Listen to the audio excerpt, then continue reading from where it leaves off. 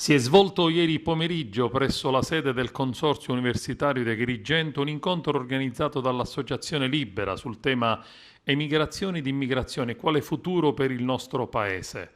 Un incontro moderato da Luigi Mula che ha punzecchiato i tre relatori, Nico Lotta, Mauro Indelicato e Gaetano Gucciardo, con domande puntuali ed interessanti sui diversi temi del fenomeno migratorio visto da diverse angolature. Nicolotta, presidente del VIS, Volontariato Internazionale per lo Sviluppo, ha spiegato il ruolo delle ONG e della sua associazione, una struttura presente soprattutto nei paesi del Nord Africa, che grazie al coinvolgimento di volontari, tra i quali dei ragazzi del Senegal, svolge un ruolo umanitario importantissimo.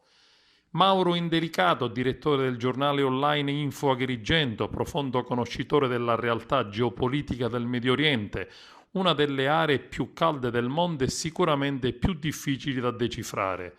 Indelicato si è soffermato sulla molteplicità degli interessi e degli attori che prendono parte al gioco della politica mediorientale, fatta di alleanze incrociate, conflitti più o meno latenti, grandi interessi economici e strategici che rendono l'intera area particolarmente instabile.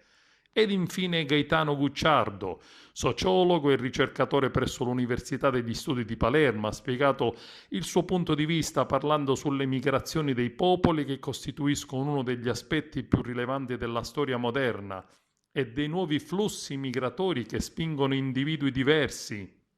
per nazionalità, lingua, cultura ad abbandonare la propria terra e famiglia per scappare dai massacri provocati da guerre intestine in molte parti dell'Africa e dell'Asia.